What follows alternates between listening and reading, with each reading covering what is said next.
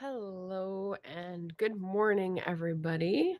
Welcome to my channel. My name is Margaret Pinard. I'm a historical fiction and fantasy author and eclectic reader. And what you're going to hear from me today is a book haul and sort of like a bookstore celebration because we're kicking off sort of celebrating the beginning of a new series called Pre-Order Picks. I didn't pre-order books, but I did find an indie bookstore randomly in Oklahoma and decide to start this series. Um, and I got my books from them. So we'll open them on air and have a little unwrapping.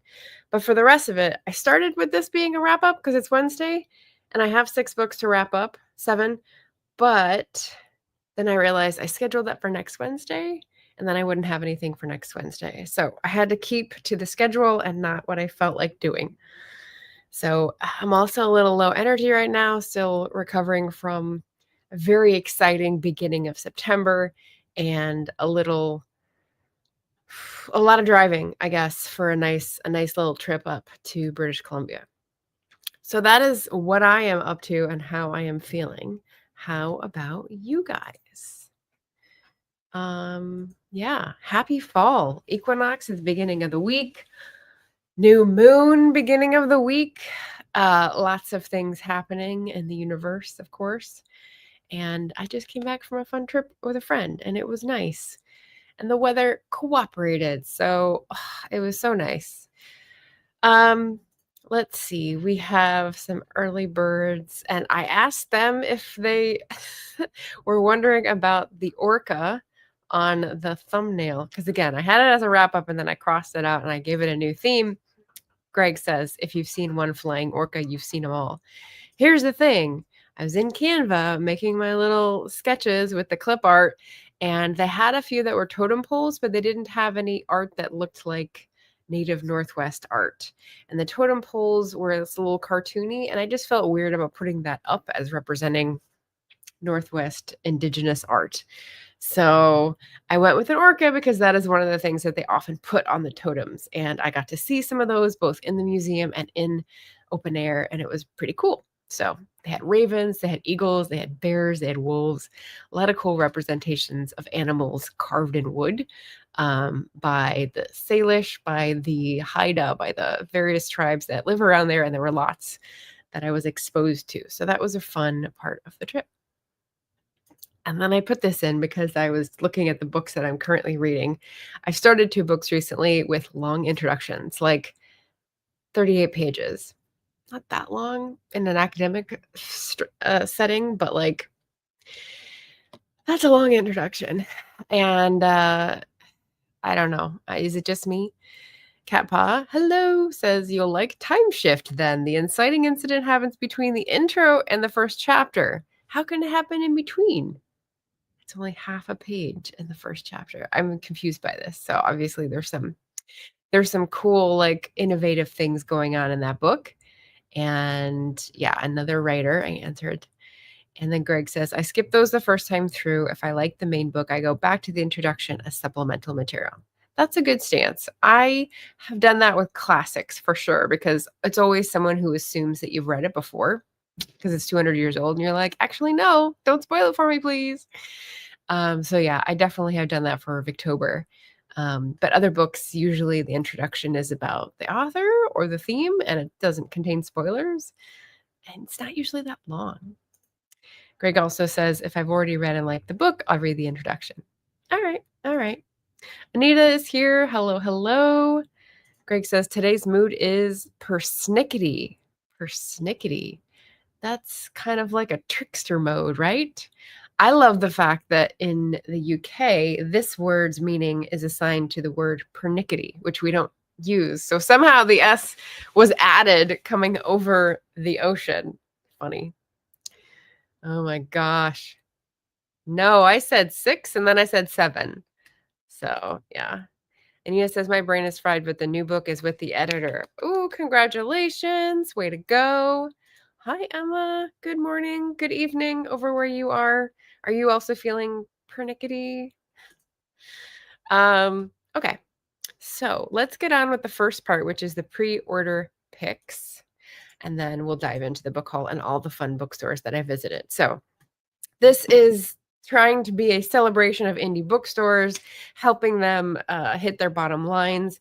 And so the first one, I came across this Instagram post, which I will drop in the chat, from Green Feather Books, which is a bookstore in Norman, Oklahoma that I follow on Instagram, as you would expect. And they're Indigenous owned, woman owned, I believe, and just trying to get by and be part of their community. So I saw this post. They do these occasionally. It's like by quarter or by month.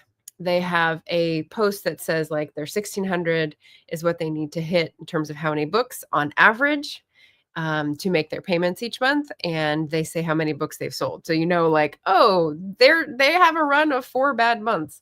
So I saw that and I thought, oh, okay, well, I'll go over and see what they have in house. What do they have signed? What do they have on sale? And so I got a couple books.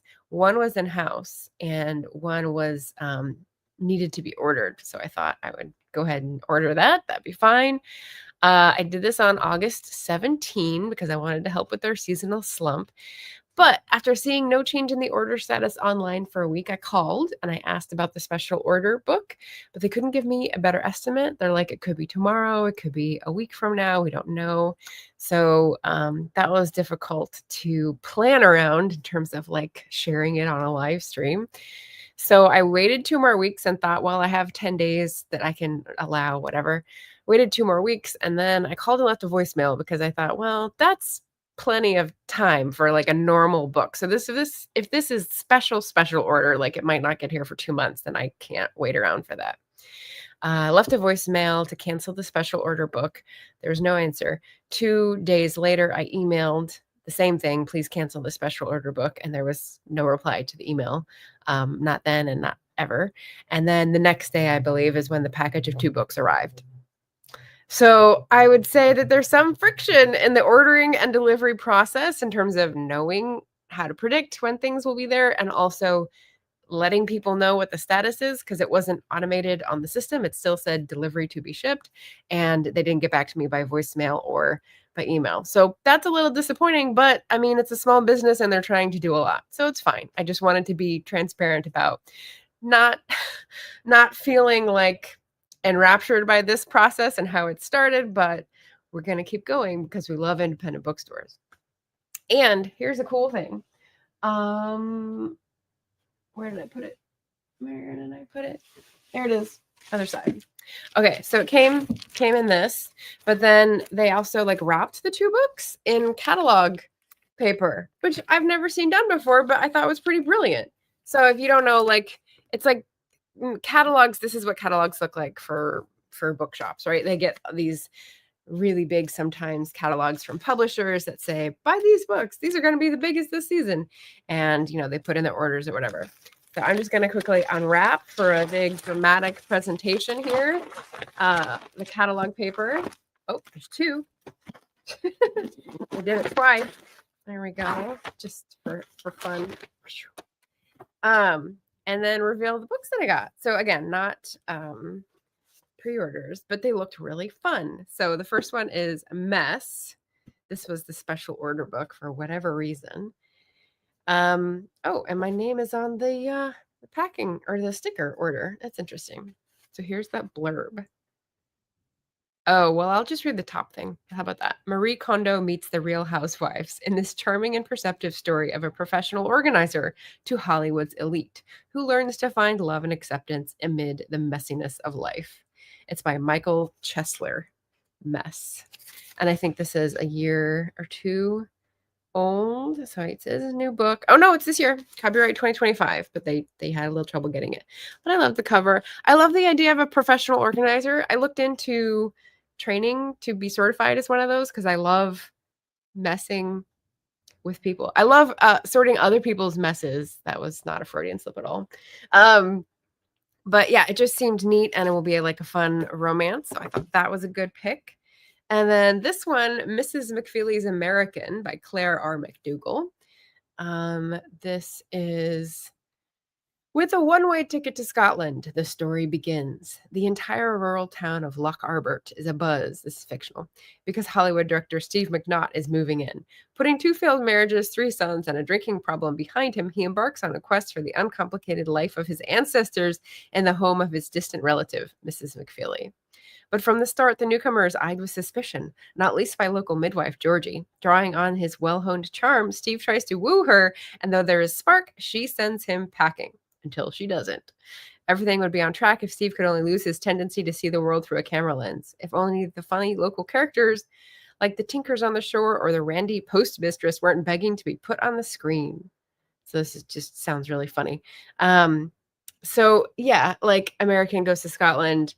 I like talking about these characters who I have some sort of affinity for, like American Goes to Scotland, Professional Organizer, people who have made messes of their lives or feel like it in some way, and having some humor and some positive energy and some breakthroughs, right? So hoping to pick up some breakthroughs from the characters in the books, because that's a perfect use of fictional characters.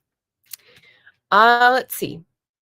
So that was my experience with Green Feather. They were not my first pre-order picks in the series, but they're going to get me going because it's a random independent bookstore, and I picked 2 books, and I'm sharing them now. So I did put up a poll a couple weeks ago for my first order from pre-order picks, and I'll highlight the bookshop at the end of the month. Is that next week? That's probably next week.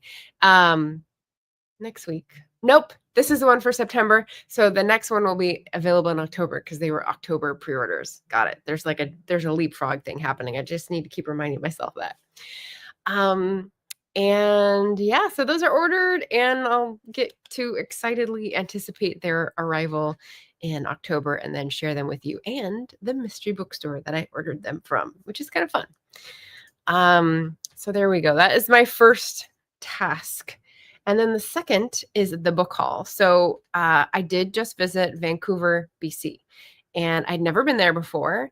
It's on the West Coast. It's, I would say, not a very touristy destination, but a lot of cool things to visit. The weather was beautiful. I walked around a lot. And of course, I made a bookstore tour out of it because me. And 6 different bookstores where I bought books at. I tried to limit the books in most of them. So it was like 2 here, 3 there.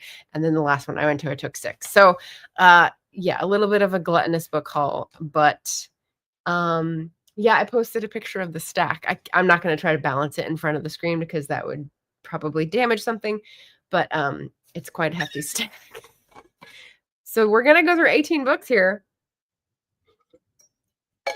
And instead of really highlighting the content of the book, I'm going to tell you why it caught my eye and my relationship to the book, as in who recommended it to me, and then tell you about the bookstore where I got it. So I have 6 different bookstores to cover in Vancouver, and that's going to be the fun part.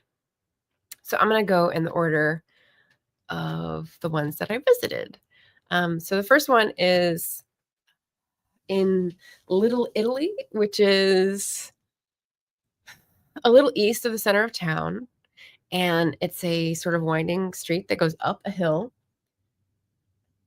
I did this wrong. I stacked the stack. Oh, no, I didn't. It's random. Okay. Goodness. Bear with me here. 1, 2, 3. And they're all at the bottom. No, they're mostly at the bottom. So let me undo my stack here as carefully as I can.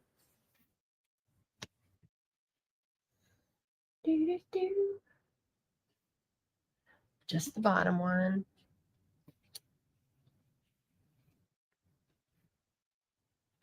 Where's the did I miss one? Where'd it go? Okay, this is when I'm losing my mind because I thought I got them all together and counted them up, and I'm missing Indians on Vacation. There it is. I don't know what, I have an extra book in the stack then, apparently. Okay. Assassins is right here. Okay, jeez. Losing my mind. Just your casual, normal Wednesday activity here. All right, so Canterbury Tales. Whew. So I had gone to this street to visit a different bookstore, but before we walked across the street to get there, there was this one on the right. So I like, I can't go in. Can I not go in? I can't not go in. There we go. So I went into Canterbury Tales. It was very nice. It's took notes on this so that I could not forget. It's a bit of a maze, but not in an old books way. Just like the way they designed it was there was a central big pillar with books all around it, and then there were things going off on the different sides, which is pretty cool. There were the new and used books. There's a big Canada section. There's a big Indigenous section, and a lot of kids stuff I seem to see on the side. So it was nice. They had a cool window display, like they were inviting. I had to walk in, and I got 3 books there. So the first one was the first book bought in Canada, The Res Sisters by Thompson Highway, and it's actually a play. So it's written with like directions and stuff. And there's some Cree and Ojibwe words in here, but it's translated, and it's pretty cool. It jumped out at me. It's about a bunch of sisters who are going to win big at the bingo. And it jumped out at me because I've read Thompson Highway's biography, Permanent Astonishment, and I really enjoyed it. So I was going to try to see what some of his work was like. And so I got a really thin, easy one, and I read it already. And you'll have to wait to hear my opinions on it for the wrap up next week. Then I got another person's who I'd read the memoir from, not biography, memoir, I suppose. And that is The Assassin's Song by M.G. Vasanji. So he's written a lot of books, and I think several of them, 2-time winner of the Giller Prize, so award-winning books. And he had a lot of novels on the used shelves, right? He wrote Nowhere Exactly, and that is a memoir that I think 2 years ago that I just like was amazed by. Really love it. So he is a Canadian author by way of Kenya, by way of, is it Gujarat, the place where they mostly immigrate to East Africa from? So he describes his identity via those places and the arts and where he fits in the world. And it was just really, really impactful. So I thought I'd pick up one of his, which I have not started yet. And then the last Canterbury Tales was a Thomas King book called Indians on Vacation. And this is like a really nice copy. But it looked really funny. Like the cover was pretty funny. It's about it's about a husband and wife who go on vacation to Prague, and they're in the airplane, and it's just funny. It's just like the dry, what's it called when you have a face that doesn't give anything away? Deadpan humor that works on the page. So I haven't read him yet, but I have Greengrass Running Water, one of his classics. He's been writing a long time, and his name is now going to go on the list of authors who I have more than one book from but have not yet read. So that'll be a video upcoming because I think that means there's 8 now. But it looked too good. I couldn't resist. All right, so Canterbury Tales, loved it, new and used, recommend. And then we walked across the street and went to Spartacus, the radical bookstore that I actually wanted to go to that location for. Let me catch up on the chat before we move on. Greg says running away to Scotland sounds very appealing. Well, yes. Oh, we've got Leah. Hello, pen to paper. Hi, hi, hi. I was just in Vancouver at your lovely country, and you gave me some lovely weather. So thank you. Hi, all. Alan's Reads is here. Hello. And Ben says, hello, just got in from a training day in Yorkshire, and I saw the word indie. Yes, it's a bookshop hall. So all the books are from indie bookshops where I just came back from Vancouver. So 6 different bookshops. We just finished one. And I'm going to tell you a little bit about the bookshops, not the books themselves. So yeah, that's the theme of the day. Yay! Yeah, it was pretty incredible. So Spartacus Books, radical nonprofit that sells books. And as you would expect, they had a lot of cheaper books. They had a $2 discount shelf. They had lots of books on activism and queer books and anti-capitalist books and a whole like what do you call those things that rotate and hold books?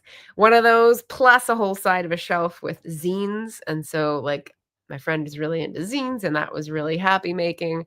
So, yeah, they had 2 people at the desk, and they were talking amongst themselves about some young people subjects, and they were very nice and friendly and helpful. And yeah, it was just nice to see all that attention based, on activism and progressive causes. So Spartacus books, also in Little Italy, and definitely recommend. I like the sound of this bookshop already. Yes. And so what did I find there? Well, I found, let's see here, one of the books that was recommended by Daniela. Oh, where'd it go? See, why?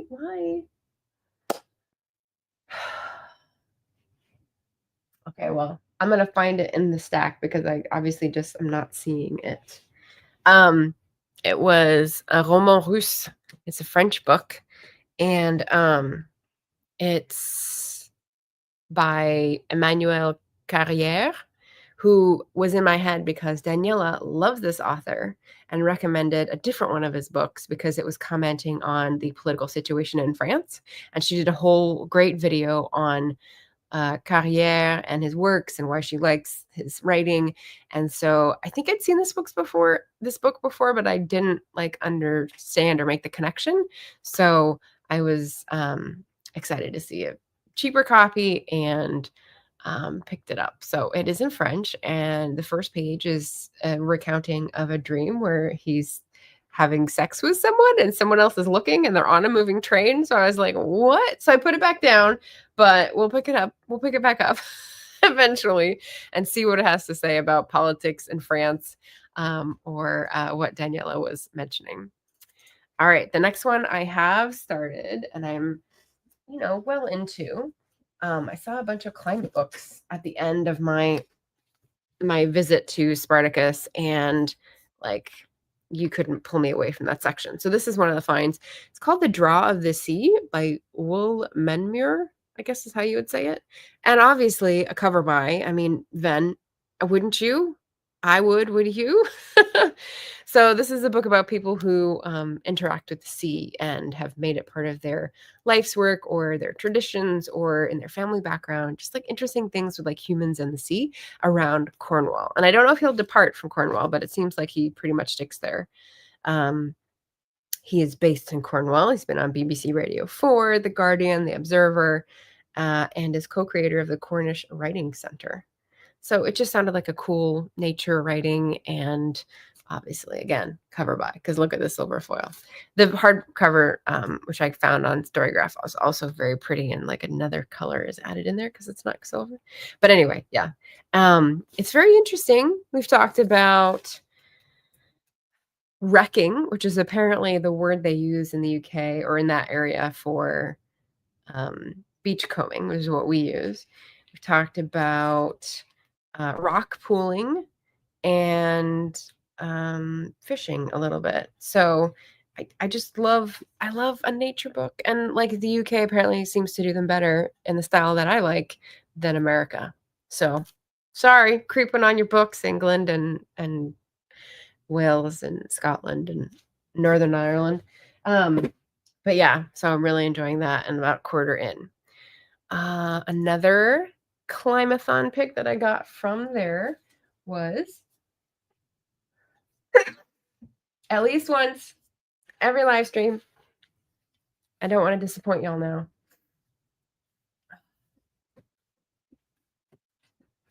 Again, the stack giveth and the stack taketh away. All right, so On Time and Water. This is a really cool one, and look at that cover. Andri Snare Magnusson. I have no idea. That's Icelandic. On Time and Water. Translated from the Icelandic by Lytton Smith. So it's a nature book. It's a climate book. It's talking about... Okay, this is apparently one of Iceland's most beloved writers and public intellectuals. He was protesting. And I think the core thing that wrapped me into this is he says, if you cannot understand our scientific findings and present them in an emotional, psychological, poetic, or mythological context, then no one will really understand the issue and the world will end. I mean, this is not going to help Marion's view of my approach to climate crisis, but I think it's very important that you have to have scientist communicators, right? This is part of what Neil deGrasse Tyson talked about in the interview I saw with him recently, where he says lots of scientists can't do the communicating. And so it's important for him to step away from the telescope, and, address people on the issues so that they can understand the importance of science and experts. And that's all we're going to say about that for now. So Climathon book, good Climathon find. We've got another 2. So we had 4 from this place. This big old book. It might go on my biggest books tag. It's pretty big. It's bigger than my face. This is Drawdown by Paul Hawken, who's a big climate and environmentalist writer. The most comprehensive plan ever proposed to reverse global warming. And basically, it's kind of like an intergovernmental panel on climate change report, where he goes through different strategies and says, this is the impact it would have. This is how it works. This is what it would take out of the environment. And so it's a very plain language with lots of pictures. I mean, the pictures may not be very helpful for understanding, but they do help you connect with the material, if you know what I mean. So I've just gotten a little bit into this one, and it's mainly the solar stuff, which is interesting. It's not in order of most to least impactful, but they do give you like the like ranking of how many gigatons of carbon dioxide equivalent it would take out. So interesting. And this is like a huge effort of experts that pulled together that talked about it, basically like the IPCC.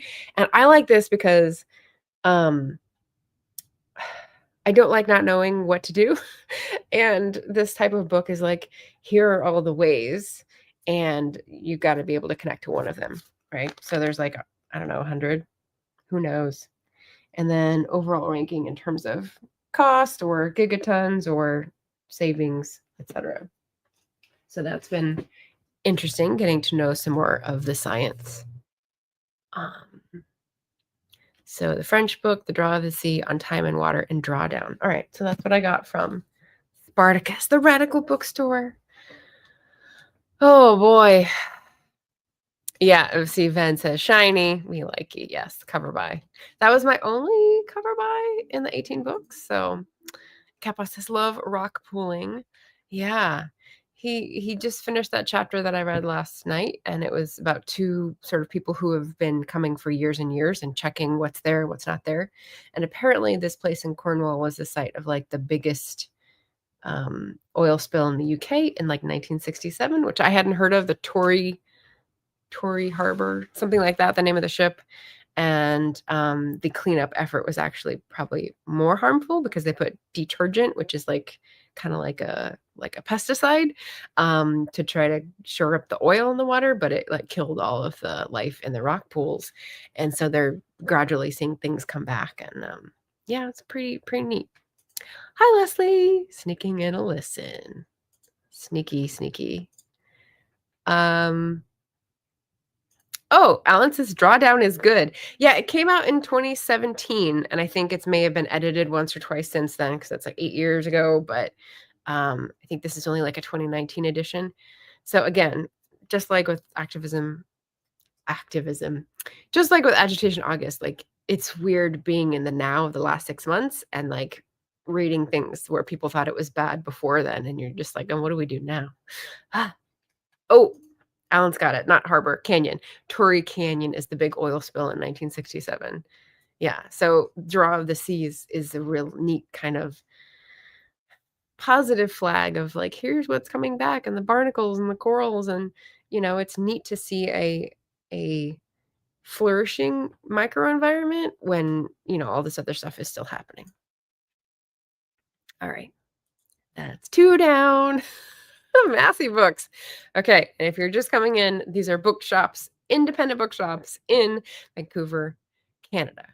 and I just got back from there and I visited. So I'm telling you all about the fun bookshop tour that I did. So Massey Books is in the guidebooks. It's touted as a very beautifully created bookstore, and it is. But I would warn you, it's in a dicey neighborhood. Like, I walked through hundreds and hundreds of people who seem to be waiting for mental health services and like a clinic sort of environment, just like on the street, and there was nowhere else to walk, and I was feeling a little unsafe. So there is in a dicey neighborhood, and you turn off and you go down to Chinatown. It's not as bad. There's just a lot of construction. So beautiful shop. It's got 2-story high ceilings, which was really cool. And one side with the shelves that go all the way up had one of those like straight up ladders that rolls, which is always fun. Lots of indigenous lit. I even saw several shelves full of disability literature, so that was cool. And they had a discount rack outside, and yeah, just like not glittery, but like polished. I would definitely call Massey Books a polished bookstore. I think mostly new books, except for the discount rack outside, which was like, what's it called? Remaindered stuff. So this wasn't a cover buy, but it was on the discount rack, and they just got it for free. I think it was like 10, I don't know. Should have been something, but they were like, it's just a small book. It came from the discount rack. Have it with your other purchases.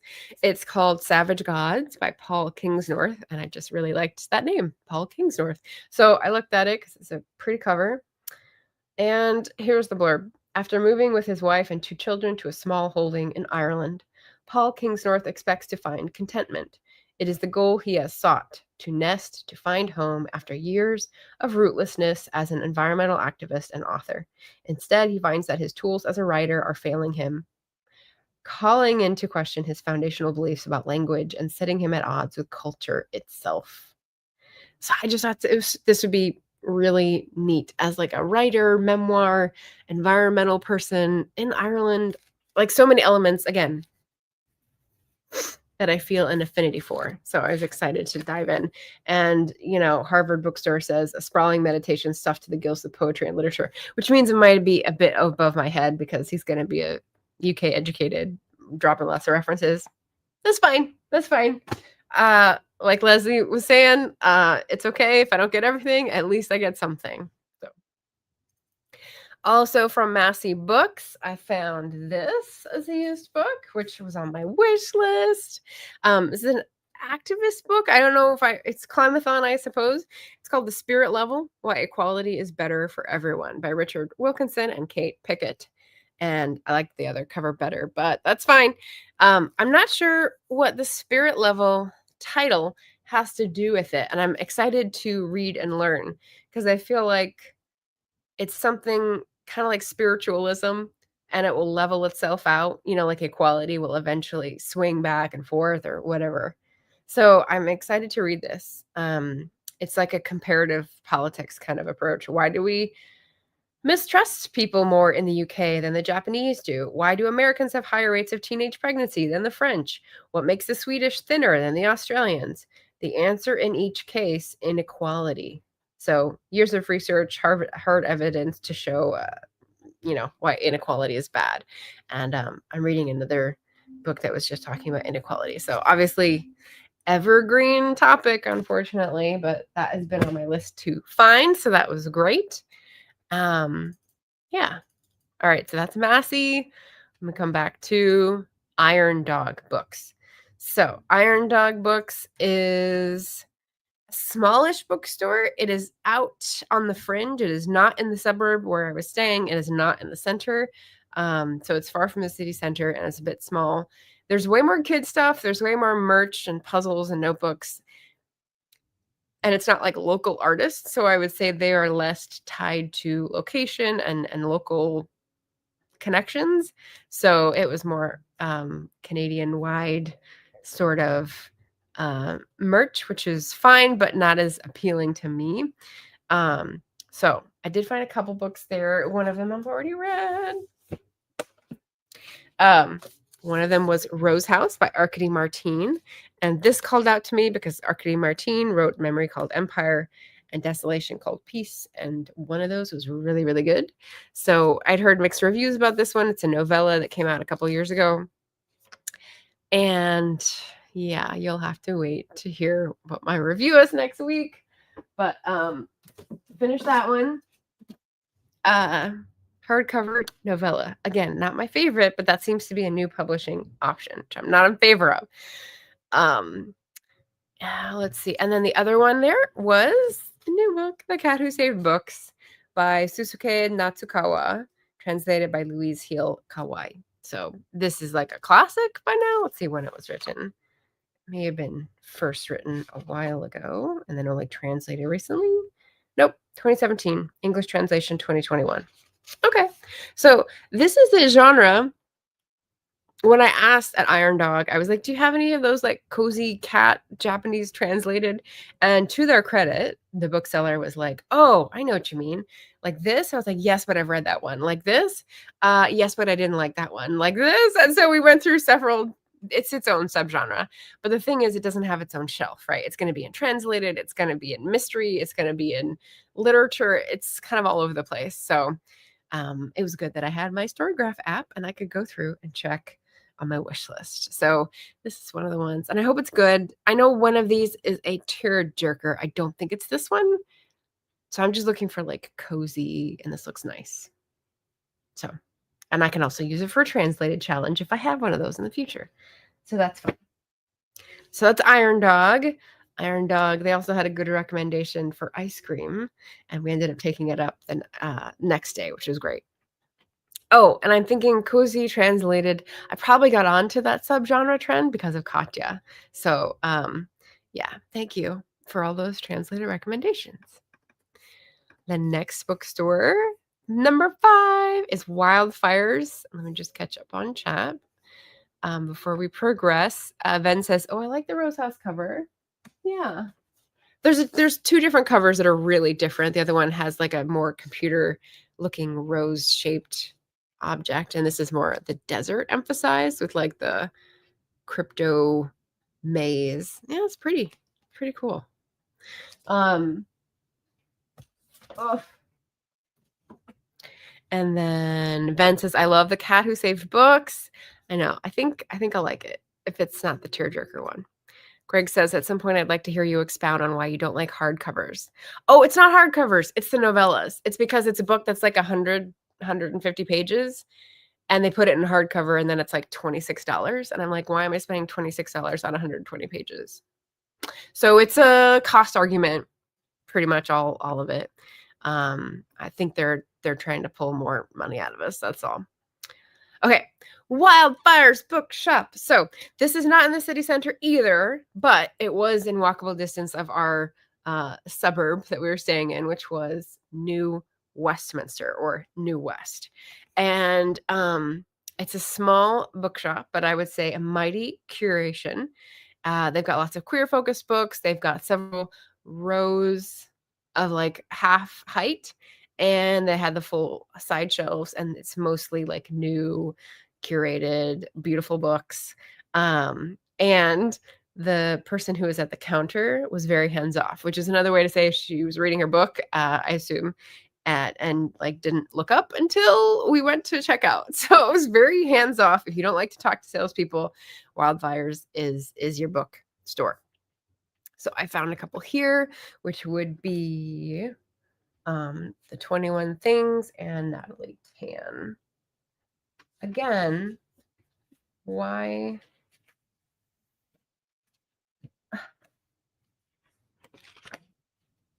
That's another book that I've put somewhere, and wait, this one should be right behind me. It's romance. There it is. Okay, so I put my hand on these. So Wildfires, I got 21 Things You May Not Know About the Indian Act by Bob Joseph, Indigenous writer. And I think he's like not first a writer, more of like a commentator or a journalist. Let's see. Where did I see this? He's a hereditary chief, but not a chief yet. I remember reading that. But it doesn't have an author thing in the front. Master trainer. Da, da, da, da. Yeah. Okay. So I heard about this on Booktube. It may have been a Canlit video. I can't remember now. But it's about Canadian policy. So I thought this would be interesting because I've read a fair bit about Indigenous policies in America and history and laws that are terrible. But this is the governing act in Canada, and I thought, well, they do a lot of things similarly, but I'm sure there's some big differences because of how things have turned out. So I was curious about this, and I'm pretty sure the author will give context. So more on my Indigenous history learning journey. Thought that would be good. And then the complete opposite other direction, it's Roselle Lim. It's a Natalie Tan's book of luck and fortune, and this is a sort of a, again, person in a mess and something I have an affinity for. It's food centered, right? So at the news of her mother's death, Natalie Tan returns home. The two women hadn't spoken since Natalie left in anger 7 years ago when her mother refused to support her chosen career as a chef. Natalie is shocked to discover the vibrant neighborhood of San Francisco's Chinatown that she remembers from her childhood is fading, with businesses failing and families moving out. She's even more surprised to learn she has inherited her grandmother's restaurant. The neighborhood seer reads the restaurant's fortune in the leaves. Natalie must cook 3 recipes from her grandmother's cookbook to aid her struggling neighbors before the restaurant will succeed. Unfortunately, Natalie has no desire to help them try to turn things around. She resents the local shopkeepers for leaving her alone to take care of her agoraphobic mother when she was growing up. But with the support of a surprising new friend and a budding romance, Natalie starts to realize that maybe her neighbors really have been there for her all along. So I think this is, like, again, a very pretty cover. It's got some, well, that's a stain, I think. Wait, what is it? What is it? Is it waves? Or is it something else? There's obviously like shimmery stuff on here. That's a stain. That's from a sticker, what I was just showing you there. But the gold is like shiny for the text and stuff.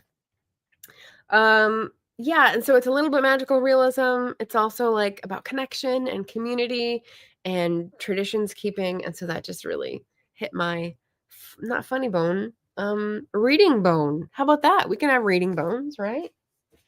So that looked really good. And I don't know if Roselle Lim is Canadian. Let's see about the author.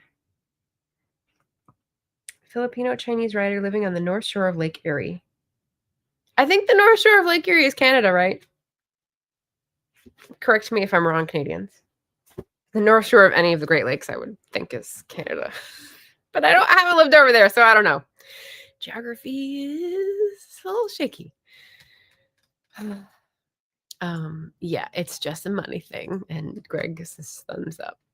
Final bookstore number 6, Pulp Fiction. So I was a little resistant because I didn't like that movie. So I was like, how good is this bookstore going to be? And then I had to eat crow because it was really good. So Pulp Fiction, the location that I visited, I think there's one other, is on a main neighborhood drag. It's pretty close to the city center. It is gentrifying. It's called Main Street, but it was fighting it. One of the first books I picked up, but I did not take away, was a new book on the neighborhood written by a person who does walking tours in the neighborhood. So that seemed pretty cool. There's endless really tall shelves, so you feel like you're in a library. It's another maze. So you go in, there's a little part in the front that is like new arrivals, and then there's a huge room in the back with all the tall shelves, and there's just boxes everywhere. So if you like that chaotic, musty feel to your used bookstore, this is the true used bookstore dream, is what I called it. They also had really old and way backlist titles. And they're also very friendly at reception. So I don't know if he was the owner, but he was older and he seemed like very chill. So I just like that vibe for a used bookstore registrar. I don't know what you'd call them, clerk. And so I spent an hour in here and came away with 6 books. 5 books. Okay. So one of the things is that I hit the jackpot there were like 6 and I only took 2. One of my favorite authors, Susanna Kearsley. So Susanna Kearsley is a big historical researcher, and she tends to do a little bit of supernatural to connect her historical research, a lot about the 17th century in Scotland and Russia and how there were like links at that time, which is pretty cool, but also supernatural link with today. And but you can tell she's really interested in the historical part. So I love her writing. She's also got like really good romance links in there. So I got 2 books about Susanna Kearsley's stories. One is The Rose Garden and one is The Shadowy Horses. So I can't remember if I had read this and I didn't have a copy, but I didn't mark it in my Storygraph. So if we did, well, we'll get another chance at it. And they both seem really great. So we love Susanna Kearsley. She's been on the channel. She's lovely. And a Canadian author. So par excellence. What else have we got? Browsing Nature's Isle, which is a year of foraging for wild food in the suburbs. Pretty cover, right? By Wendy and Eric Brown. I picked up several books by New Society publishers, so apparently they're a press that I should be looking at. But just my collection of survivalist resources, and I liked that it was in the suburbs because, like, I'm not living on the edge of, well, I actually am living on the edge of a forest, but it's in a park, and so it's very questionable whether you can forage there. But yeah, sidewalks, hills, waste areas, construction sites, there's lots of things you can notice and identify, and then I want to do some follow through about like picking, processing, and weaving into eating resources. So I thought that'd be pretty cool. And yeah, looks pretty good. So that was Pulp Fiction. Caledonian Road. All right, so this is a whopper. Look at that, right? But paperback, so reasonable price. Caledonian Road, I think it came out last year.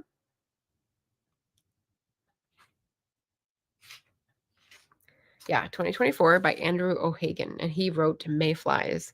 And I remember Mayflies coming out, and there was a lot of hype about it, but I didn't want to read it, maybe because I'm allergic to hype. But this one sounded too good. Campbell Flynn is fueled by an appetite for wealth and admiration, controversy and novelty. An art historian and celebrity pundit, he has enjoyed a charmed career rubbing shoulders with oligarchs and aristocrats, fashion designers and fine artists, at ease with the highbrow and the mainstream. Only now, the world is changing. Over the course of an incendiary year, a web of secrets and crimes will be revealed, and Campbell Flynn may not be able to protect himself from the shattering exposure of all his privilege really involves. So, privilege in fiction. So I was excited because I didn't get too much fiction. And yeah, I just wanted another try at him that wasn't so hyped up. This is Andrew O'Hagan, a Scottish novelist and essayist. So give that a try when I'm ready for a big chunkster. And then we have 2 more. Nope, 1 more. City of Bells by Elizabeth Goudge. So I went through my list of March of the Moderns tagged books, and D.E. Stevenson couldn't find any, and they found one. I didn't want it. So City of Bells is one of the Moderns, Elizabeth Goudge. It's the first in like a series she has of related books called the Towers novels. I have read The Castle on the Hill. I really liked it. I haven't read Towers in the Mist. Yeah, because that's the days of Queen Elizabeth. I'm not interested in the Elizabethan period. I think this is later. But maybe not. Maybe we'll see. It's an old version. I think it says 1960 on the flyleaf. So it was written in the 1930s, but 1960 edition. So yeah. Well, I am missing some of the books, so I did not count them well enough, apparently. So let's see. Rounding us out here. Yeah, D.E. Stevenson is one of the March of the Moderns. When I did the readathon, it was from 1901 to 1945, authors that write in that time period. But they're harder to find because they're not categorized together. They're just like either classics or backlist. So I keep an eye out for them. Okay, so this is when I turn to what books didn't I tag? And now I have to find them and tag them. Because I know I got them on the strip. This one is a climathon pick, Seed to Dust by Mark Hamer, Life, Nature, and a Country Garden. So again, nature writing and where? Welsh countryside. So Emma might be interested in this one. He was born in the north of England and moved to Wales over 30 years ago. He's been longlisted for the Wainwright Prize, one of the nature writing prizes. So I was very excited because this is on my Climathon wish list. Just as someone who's witnessing the nature around their home and connecting with the earth and the changes and the cycles. So I like that type of writing. So that was a good find. This I asked at several bookstores and finally found a copy someone had, In My Own Moccasins by Helen Knott. I saw this reviewed on Booktube, so this is a Booktube pick, and it seemed like a really good memoir for an Indigenous writer. The story goes dark and then darker. Oh, that's a review. University of Regina Press. So it's academic press. It's harder to find. Yeah. So trigger warning for sexual violence, but also a really strong memoir. So that it was a good find. And then this one I think was also Pulp Fiction, The Comeback by John Ralston Saul. Here's the full thing, so you don't have to read it. For the last 100 years, Aboriginal peoples have been making a comeback, a remarkable comeback from a terrifyingly low point of population, of legal respect, of civilizational stability, a comeback to a position of power, influence, and civilizational creativity. The Comeback, John Ralston Saul. So this is another Indigenous, sort of like an activism organizer viewpoint. And again, in Canada, and I think it's a few years old because I think Aboriginal is no longer the favored term. Yeah, 2014. But I do like that framing of like low point, and now we're on our comeback. So I liked to talk about that, read about it, talk about it, pump them up, get behind them, create a movement. All right, so I have books that were on the list that I couldn't find, and then I had books that I found that weren't on the list. So obviously, this is why I'm not an accountant. I do not cross T's and dot I's. But that is the general view. Those are the 6 bookstores that I'm sure I went to and bought stuff at, and they're, randomly assigned to the ones that I couldn't figure out where they were. Not as important. I just love promoting the independent bookstore. They all have their own personality. They're all varying ages. Some have been there longer. Some have been put there more recently. But if you don't have one near you, you can always use the power of the internet to find an independent bookstore online and support them like I have with your dollars, and they may have good deals. So please don't forget, tune in for my pre-order pick series, because we started it off a little rocky, but we're excited and energized to support another independent bookstore for October's picks, which is very fun. All right, so then finishing up with the chat, are almost at our hour here. Hi, Julie. Late to the party. You're all good. We just went through 6 indie bookstores and also a indie bookstore in America. But the 6 were in Vancouver, BC, because I just came back from a trip and was on a little bookstore tour, because I'm me. Greg says, I have a first edition of Stevenson's Anna and Her Daughters. Ooh, fancy. Have you read it? It doesn't say you've read it. Ellen's Reed says, I have Seed to Dust, but haven't read it yet. Yeah, it looks really good. It's on my Climathon list to keep an eye out for. So I don't know. Alan, are you in Yorkshire or the Welsh countryside? Those are the 2 places that he's from and now lives. So I don't know. Maybe you'd have a particular affinity for those places being talked about, which would be nice. Anyone have a favorite independent bookstore to shout out, since I've just gone through 7? Not local to me, but independent and having fun with folks. And here's a question, actually. Do you guys keep track of where you buy your books from? Because I tagged them on Storygraph of where I got them from. I think I know other people do that, but probably not everyone. Hampshire. Okay. So no, neither of the above, but yeah. UK nature writing. I don't know why you guys are so much better at it than others that I've read. Greg says, haven't read it yet. I got it because of her family relationship to Robert Louis Stevenson. I didn't realize that. Oh, interesting. Okay. So D.E. Stevenson is a well-known prolific writer from the modern period, the first half of the 20th century. And she has been taken up as a very popular author for Persephone Books, which is a new-ish, current, I should say, independent press, small press in the UK, and they are located in Bath. And they basically, for most of their books, take up the forgotten voices of women of the 19th and 20th century. And that includes D.E. Stevenson.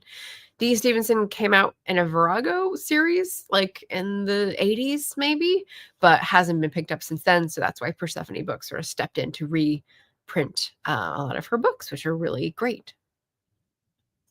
Ooh. Leslie's putting in favorite bookstore, Sideshow Books. That makes me think of Sideshow Bob. Sideshow Books in Mid-City, Los Angeles. Excellent. Excellent. Oh, hey, Mom. Sounds like you had a fun as well as a productive trip. I sure did. I sure did. Lots of walking, lots of books, and museum and good food. So it was fun.